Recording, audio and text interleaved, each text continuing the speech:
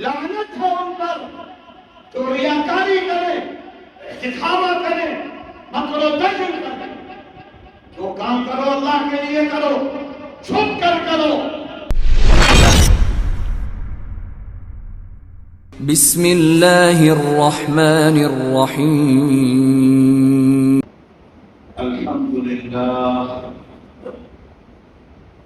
الحمد لله نحمده ونستعينه ونستغفره ونؤمن به ونتوكل عليه ونعوذ بالله من شرور أنفسنا ومن سيئات أعمالنا من يهده الله فلا مضل له ومن يضلله فلا هادي له ونشهد أن لا إله إلا الله وحده لا شريك له ونشهد أن سيدنا ونبينا وحبيبنا وشفيعنا محمد صلى الله عليه وسلم عبده ورسوله.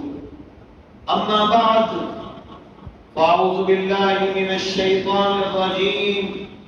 بسم الله الرحمن الرحيم. وإذ ابتلى إبراهيم ربه بكلمات فأتمهن. وقال تعالى: رب هب لي من الصالحين. فبشرناه بغلام حليم. فلما بلغ معه السعي قال يا بني إني أرى في المنام أني أذبحك فانظر ماذا ترى. قال يا أبت افعل ما تؤمر ستجدني إن شاء الله من الصابرين. فلما أسلما وتله للجبين وناديناه أن يا إبراهيم قد صدقت الرؤيا إنا كذلك نجزي المحسنين. إن هذا لهو البلاء المبين وفديناه بذبح عظيم. صدق الله العلي العظيم. وقال النبي صلى الله عليه وسلم: إن الله لا ينظر إلى أجسامكم ولا إلى صوركم ولكن ينظر إلى قلوبكم، وفي رواية وفي أعمالكم، أو كما قال صلى الله عليه وسلم. محترم حضرات، دینی اور ایمانی بھائیوں،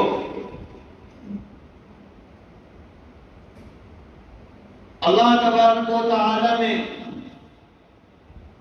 دنیا کا نظام بنایا اور اس نظام میں دن بنائے، مہینہ بنایا، سال بنایا، اور یہ سورج کے نظام سے دن اور رات بنایا. جب دن اور رات گزر گیا ایک دن کہلایا، پھر جب 30 دن گزر گئے تو مہینہ ہو گیا، اور 12 مہینے گزر گئے تو سال ہو گیا.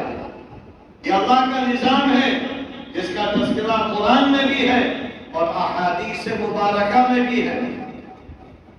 اور ان دنوں میں اللہ نے، ان مہینوں میں الگ الگ دنوں کی حیثیت رکھی ہے. کوئی بہت اہم دن ہے، کوئی عام دن ہے. اور یہ اللہ نے جو بعض دن بڑے اہم بنائے، بعض مہینے بہت اہم بنائے، اس لیے تاکہ عام سال میں جو کمی رہ جائے، جو کوتاہی ہو جائے، وہ آدمی ان دنوں میں پوری کر لے. لہذا دنوں میں سب سے افضل دن جمعے کا دن ہے. ہفتے میں جمعے کا دن سب سے بابرکت، اور سال میں سب سے افضل مہینہ رمضان المبارک کا مہینہ ہے. باقی اللہ کہتا ہے کہ ہم نے 12 مہینے میں 4 مہینے محترم بنائے ہیں. ذیقعدہ، ذوالحج، محرم اور رجب، یہ محترم 4 مہینے ہیں. اسی طرح اللہ نے حج کے لیے 3 مہینے خاص کیے، شوال، ذیقعدہ اور عشرہ ذوالحج. یہ وہ مہینے ہیں جس میں حاجی احرام باندھتا ہے. باقی پھر اللہ نے فرمایا ہم نے حج کے لیے 5 دن متعین کیے ہیں. سال بھر میں 5 دن ہیں جس میں صرف حج ہو سکے گا. 8 ذوالحج، 9 ذوالحج، 10، 11 اور 12، یہ 5 دن ہیں جس میں سارے دنیا کے حاجی جو مکے گئے ہیں وہ فریضہ حج ادا کریں گے. حج کا فریضہ 5 دن میں ادا ہوگا. اسی طرح اللہ نے رمضان میں ایک رات بنائی جس کو لیلۃ القدر کہا، اور یہ ہزاروں مہینوں سے افضل ہے. اسی طرح یہ جو مہینہ شروع ہوا ہے ذیقعدہ،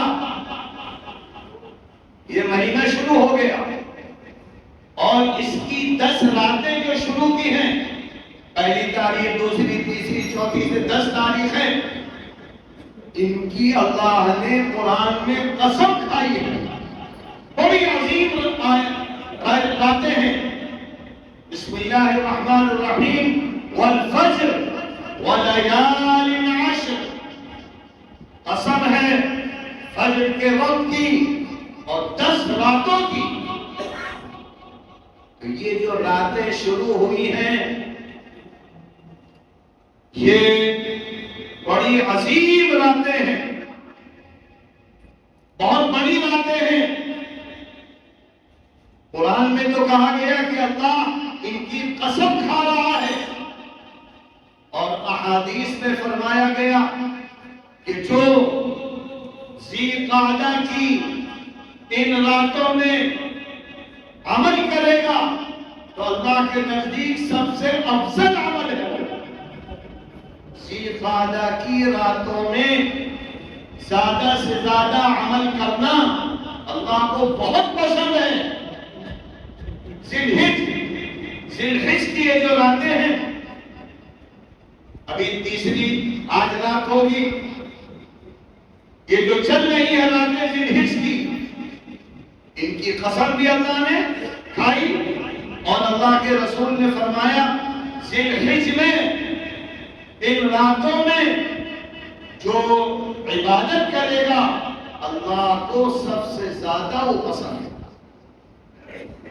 یہاں تک کہ جہاد سے بھی زیادہ. اور یہ روایت بخاری کی ہے.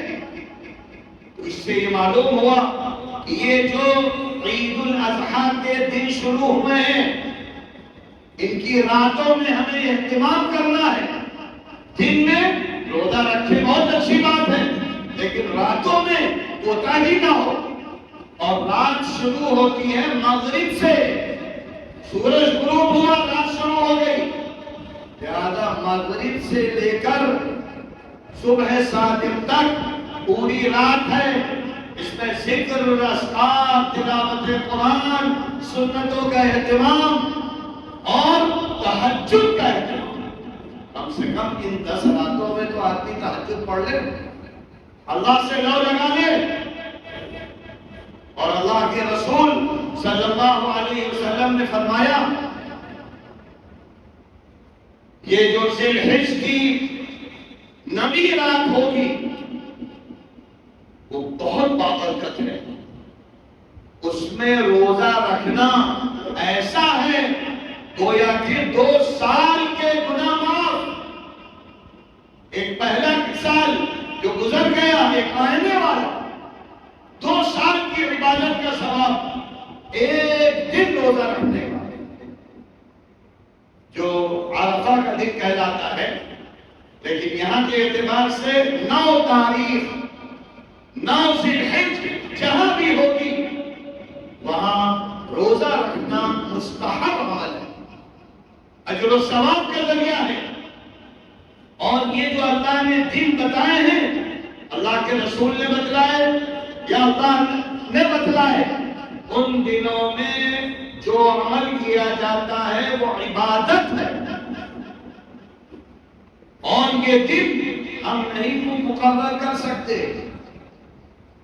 ہم اپنے طرف سے چاہیں شوال کی فلاں تاریخ افضل ہو جائے، شعبان کا فلاں دن اچھا ہو جائے، ہماری طرف سے کرنے سے اچھا نہیں ہوگا، عبادت نہیں بنے گا۔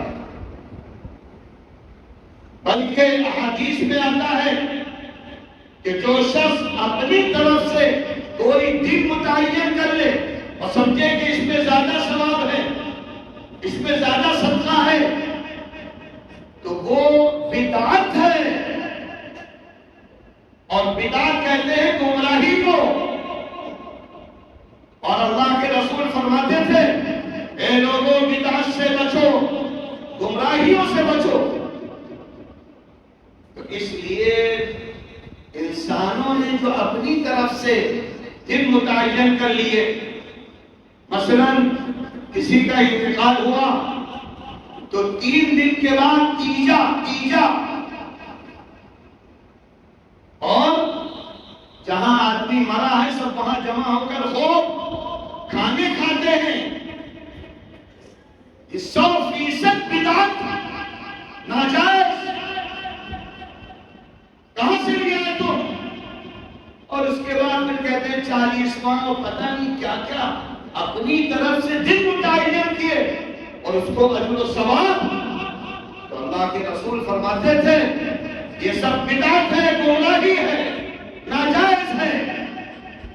یہ اسی طریقے سے 15 شعبان بہت افضل رات ہے، حدیث میں اللہ کے رسول نے اس کی فضیلت بیان کی ہے، لیکن اپنی طرف سے شعبان میں بعض کام کرنے لگے کہ رجب میں کہنے لگے کوڑے فلاں تاریخ کو کوڑے پکیں گے گھروں میں، کیونکہ فلاں پیر صاحب کو کوڑا پسند تھا، کسی کو کھچڑی پسند تھی، کسی کو حلوہ پسند تھا۔